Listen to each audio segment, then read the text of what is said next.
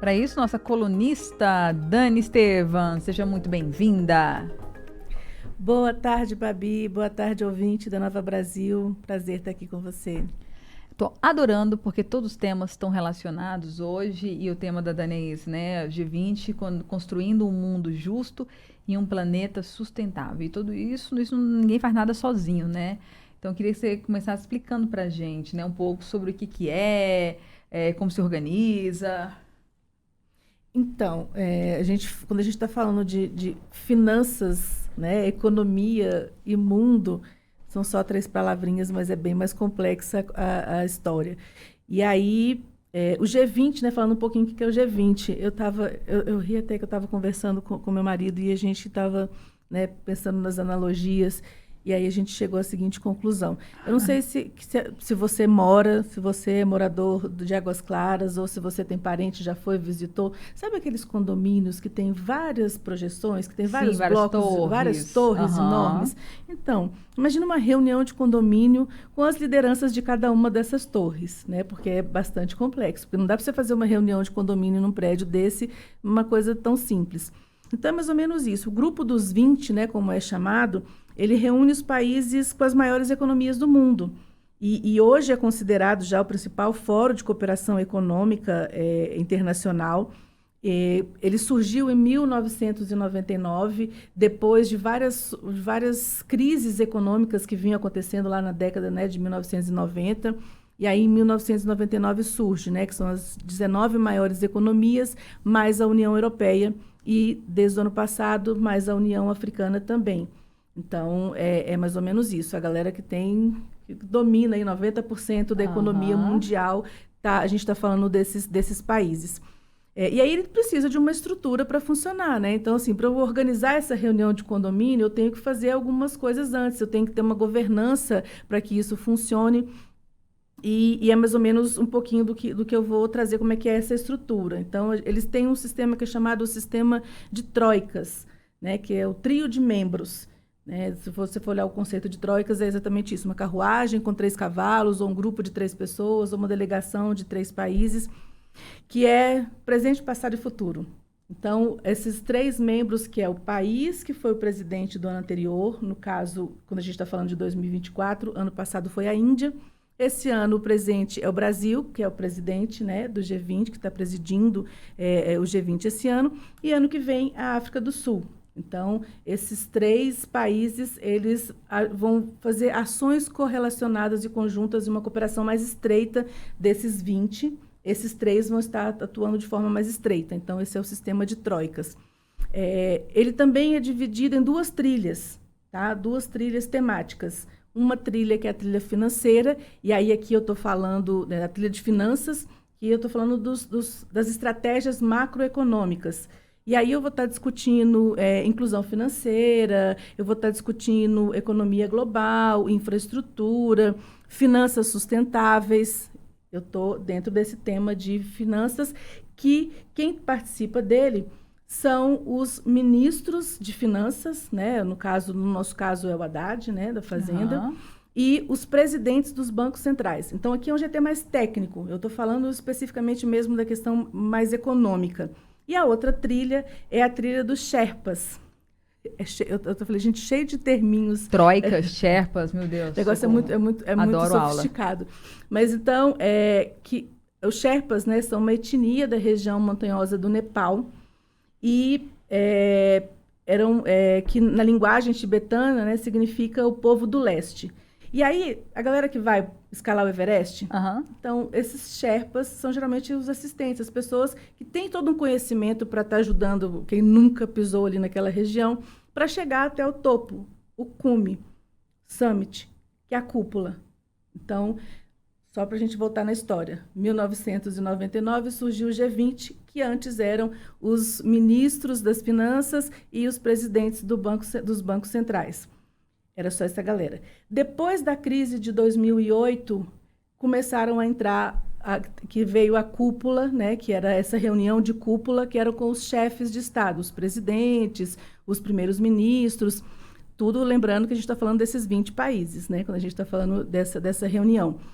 E aí que é por isso que chama essa reunião de cúpula. Durante todo o ano, a gente já começou, desde janeiro, desde o final do ano passado, já vem acontecendo um monte de reuniões preparatórias, que esses Sherpas, que são esses assistentes, que são essa galera que entende do negócio, que vai ajudar a chegar nessa cúpula, vem ajudando nessa construção para endereçar os acordos e os tratados para a reunião de cúpula com os chefes de Estado no final do ano, que vai acontecer 18 e 19 de novembro, no Rio de Janeiro, que o Brasil está presidindo toda a cúpula do G20.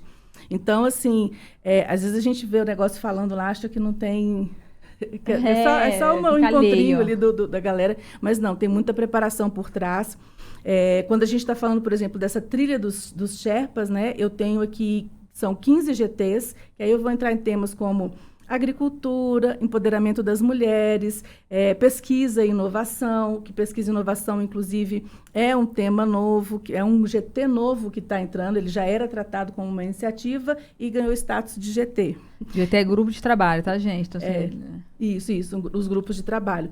Mas a gente também tem os GEs, que são os grupos de engajamento, que são voltados principalmente quando a gente fala do G20 social. Então, essa inclusão da sociedade civil também nessas discussões para que a gente consiga fazer uma coisa de forma representativa mesmo, né? Então, por exemplo, aquele evento que eu estava participando, aquele dia que eu mandei a gravação, era um encontro do W20, que o W20, antes ele era uma iniciativa, depois virou um grupo de engajamento, e hoje, esse ano está sendo o primeiro ano mesmo de reunião do GT de empoderamento das mulheres. Então, foi toda uma evolução aí da discussão e também da relevância, da importância da pauta. Quando a gente fala, inclusive, de questões climáticas, a gente precisa de falar do social, do empoderamento feminino também. E aí, nessa trilha também que a gente está falando quando a gente fala, né, aí os Sherpas, eles são pessoas indicadas pelos chefes de Estado, que vão estar tocando e conduzindo essa discussão. A gente tem 2 forças-tarefas, que é uma aliança contra a fome e a pobreza, e o outro é uma mobilização global contra as mudanças climáticas. Então, são esses 2 temas super importantes que a gente tem esse ano, e a gente está vendo o que está acontecendo agora no sul do país. Eu acho que eu estava lembrando, falei, gente, eu lembro que quando eu estava na 7ª série lá, na década de 80, estudando, eu já via em geografia, né, a gente falando sobre desmatamento, a gente falando sobre tantas questões, e a gente não foi dando muita ideia para a temática. E aí, quando acontece, a coisa agora está perto, né? Brasil nunca teve terremoto, furacão, nada dessas catástrofes, né, mais extremas e radicais. E agora a gente está vendo bem pertinho da gente a coisa toda acontecendo. Então, é triste, é uma coisa que abala todo mundo, mas eu acho que vale a gente entender por que a gente está falando sobre questão climática, por que é uma temática transversal. Então, a maioria dos GTs, quando a gente fala do próprio GT de pesquisa e inovação, a gente está pensando em pesquisa, inovação, em mobilizar e propiciar que estudos sejam feitos de forma colaborativa entre esses países para desenvolvimento de tecnologias, né? A gente mal tem toda uma população com saneamento básico e agora a gente tem que começar a pensar numa questão de mudança mesmo de território dessas famílias e dessas pessoas. Pois imagina, primeira vez, gente, eu acho o dado que mais chocou. Pela primeira vez, um município inteiro, 100% do município, foi inundado, deixou de existir. Imagina, não tinha para onde a população correr. Não tinha a prefeitura, um lugar da prefeitura, um lugar mais seguro da cidade, ou algum lugar da cidade. 100% das pessoas perderam, todo mundo perdeu pela primeira vez. Assim, a gente tem esse relato de 100% de música. A gente nunca achou isso, né? E aí que você falou, esse deslocamento das pessoas, a gente não pensava nem em saneamento antes, agora tem que pensar em toda essa logística, né? Surreal. Igual a pandemia, né? Exatamente isso. A gente... às vezes a gente se acostuma tanto, quando eu falo, né? Tecnologia está na nossa vida da hora que a gente acorda até a hora que a gente vai deitar, né? Tudo que a gente está fazendo permeia ali inovação, tecnologia, transformação, mas às vezes está tão... A gente banaliza e não dá o devido crédito, tem a importância, né, de se discutir e de olhar. Quando a gente fala, né, por exemplo, cada G20, cada ano, né, o país que preside, ele tem os seus assuntos prioritários. E no caso do Brasil, os assuntos prioritários, o primeiro é o combate à fome, pobreza e desigualdade. as 3 dimensões de desenvolvimento sustentável, que é a dimensão econômica, a dimensão social e a dimensão ambiental, e a reforma da governança global.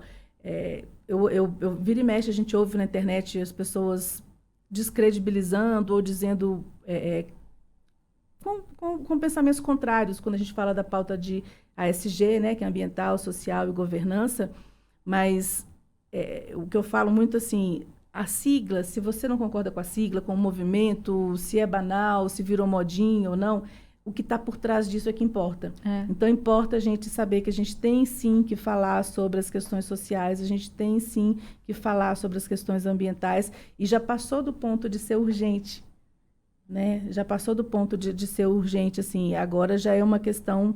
É isso, a gente teve tempo de olhar para isso antes, né? A gente... vários estudos, várias pesquisas indicando e mostrando o que é que estava acontecendo. E a gente não, e é importante a gente perceber que não é uma coisa que não vai afetar uma economia, porque já está afetando, né? Então, se a gente está pensando em economia, isso já está, sim, afetando a economia diretamente. O aeroporto está parado, hospitais não estão funcionando, né? Então, assim, e vidas estão sendo perdidas. Para além de qualquer questão mais material, tem essa questão também, né? A gente está falando de pessoas, de animais, tem toda uma estrutura que fica ali órfã. Beleza. Dani, acho que isso é pano para manga para a gente ter outras colunas. Agradeço demais a sua participação, mas a gente volta nesse assunto que eu acho que é super relevante, tem que falar aqui mais vezes. Muito obrigada pela aula mesmo. Eu tentei trazer de uma forma mais didática, bem complexo. Adorei. Mas, assim,